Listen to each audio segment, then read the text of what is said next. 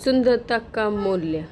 एक संभ्रांत प्रतीत होने वाली अतीव सुंदरी ने विमान में प्रवेश किया और अपनी सीट की तलाश में नजरें घुमाई।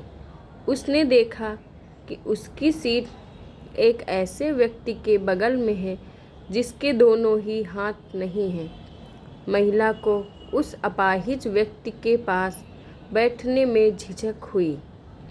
उस सुंदर महिला ने एयर होस्टेस को कहा कि वह उसके लिए नियत सीट पर सुविधापूर्वक यात्रा नहीं कर पाएगी, क्योंकि साथ की सीट पर एक दोनों हाथ विहीन व्यक्ति बैठा हुआ है। उस सुंदरी ने एयर होस्टेस से सीट बदलने हेतु आग्रह किया। असहज हुई एयर होस्टेस ने पूछा, मैम, क्या मुझे कारण बता सकती हैं? सुंदर महिला ने जवाब दिया, मैं ऐसे को पसंद नहीं करती। मैं ऐसे व्यक्ति के पास बैठकर यात्रा नहीं कर पाऊंगी। दिखने में संभ्रांत और विनम्र प्रतीत होने वाली महिला के यह उद्गार सुनकर एयर होस्टेस अचंभित हो गई।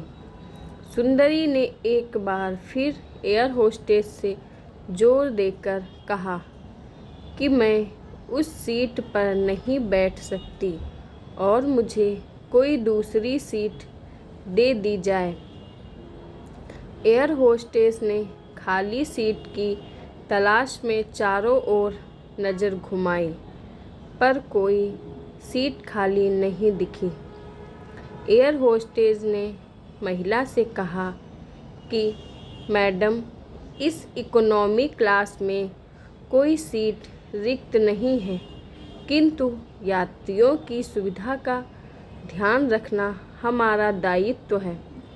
अतः मैं वायुयान के कप्तान से बात करती हूँ। कृपया तब तक थोड़ा धैर्य रखें। ऐसा कहकर एयर होस्टेस कप्तान के पास बात करने चली गई।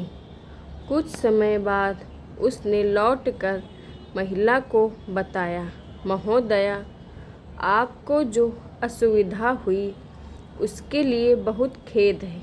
इस पूरे विमान में केवल एक सीट खाली है और वह प्रथम श्रेणी में है। मैंने हमारी टीम से बात की है और हमने एक असाधारण निर्णय लिया है। एक यात्री को इकोनॉमी क्लास से प्रथम श्रेणी में भेजने का कार्य हमारी कंपनी के इतिहास में पहली बार हो रहा है।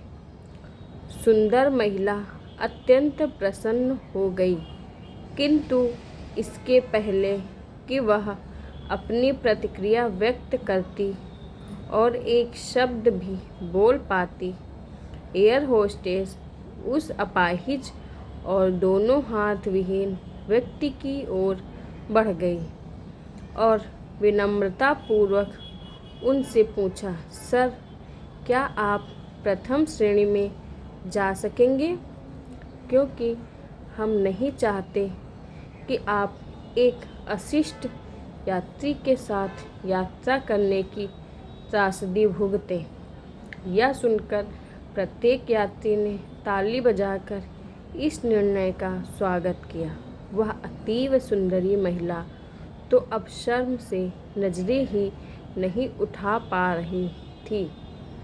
तब उस अपाहिज व्यक्ति ने खड़े होकर कहा, मैं एक भूतपूर्व सैनिक हूँ और मैंने एक ऑपरेशन के दौरान कश्मीर सीमा पर हुए बम विस्फोट में अपने दोनों हाथ खोए थे। सबसे पहले जब मैंने इन देवी जी की चर्चा सुनी, तब मैं सोच रहा था कि मैंने भी किन लोगों की सुरक्षा के लिए अपनी जान जोखिम में डाली और अपने हाथ खो दिए।